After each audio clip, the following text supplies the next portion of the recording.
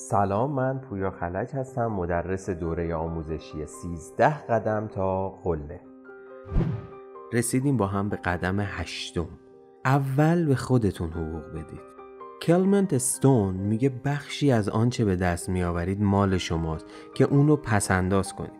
اگه شما نتونید پول پسنداز کنید، جوانه‌های بزرگی در شما وجود نخواهد داشت. همین امروز تصمیم بگیرید که میخواید حداقل 10% از درآمدتون رو بردارید و اونو توی حساب خاص بریزید تا پسنداز کنید. حقیقت اینه که عادت کردن به پسنداز و سرمایه گذاری طولانی مدت آسون نیست و به عزم و اراده قوی احتیاج داره. شما باید اونو به عنوان یه هدف در نظر بگیرید، اونو یادداشت کنید و طرحی بریزید و تمام وقت روی اون طرح کار کنید و وقتی این کار رو شروع میکنید عملاً موفقیت مالی خودتون رو تضمین میکنید. صرفه‌جویی رو توی همه چیز تمرین کنید.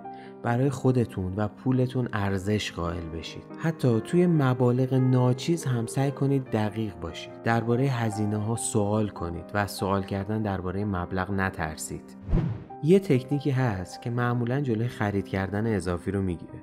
معمولاً هر تصمیمی که میگیرید برای خرید 1 هفته یا 1 ماه اونو به تأخیر بندازید. وقتی خریدتون رو به تأخیر میندازید باعث میشه که شما مطمئن بشید که به اون جنس احتیاج دارید یا نه و حتی مبلغ بهتری بابت خرید اون جنس یا کالا پسنداز کردید و میتونید حتی جنس با کیفیت تری بخرید، ولی چیزی رو میخرید که حتما بهش احتیاج دارید. یه مسئله انگلیسی میگه اگه الان چیزی که بهش احتیاج ندارید و بخرید، روزی میشه که چیزی که احتیاج دارید و مجبور میشید بفروشید. این دلیلیه که اکثر مردم وقتی که سنشون میره بالا یا به زمان بازنشستگیشون نزدیک میشن معمولاً پول خاصی ندارن. چرا؟ چون از روی هوس و غیر فکر شده خرید کردن. اونا هر چیزی که دیدن و دوست داشتن و خرید کردن. یه مسئله هم که تو ذهن ما کردن اینه که هزینه‌هاتو بالا ببر، درآمد خودش میرسه و این باعث میشه که ما پولامونو همه رو خرج کنیم و هیچی برای پسنداز کنار نذاریم. به این ترتیب ما هیچ وقت توی زندگیمون جلو نمیافتیم و معمولاً بدهکار و بیپولی. ما نباید گول این حرفا رو بخوریم. حالا اگه شما نمیتونی 10% درآمدتو پسنداز کنی، همین امروز با 1% درآمدت شروع کن. اونو پسنداز کن و بهترین راه برای پسنداز کردن و افزایش سرمایه اینه که تو بلد باشی و یاد بگیری که پولتو سرمایه گذاری کنی، نه اینکه توی بانک بذاری بمونه.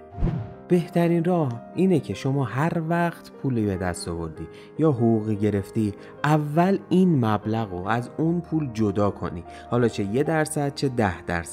بقیه 90% یا 99% رو میتونی به زندگی اختصاص بدی، بدهیاتو بدی، قسطاتو بدی، خرج کنی، هر کاری که دلت خواست. ولی حتما قبل از این کارا اون پسندازی که مد نظرت هست رو انجام بده.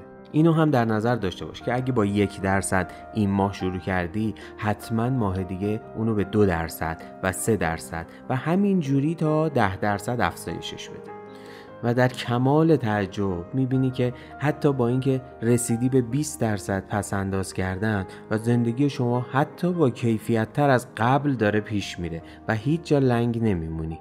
دلیل اینم اینه که شما تونستی مدیریت مالی کنی و جلوی هدر رفت پولتو بگیری. اینو من بهت قول میدم که اگه توی زندگیت اجرا کنی، میتونی تا 1 سال آینده تمام بدهی‌ها و قسطاتو تسویه کنی و حتی اگه اون مبلغی که به عنوان پسنداز در نظر گرفتی رو بتونی سرمایه گذاری کنی، اینو من بهت قول میدم 4 تا 5 سال آینده تو یکی از میلیاردرهای این کشور میشی. حالا میتونید شما این کار رو امتحان بکنید و از نتایج معجزه‌آساش لذت ببرید.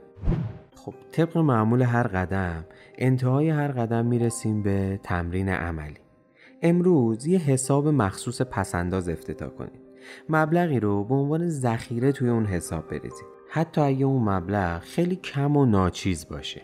توی هر فرصتی که به دست آوردید سعی کنید 1 مبلغی به اون مبلغ قبلی اضافه کنید.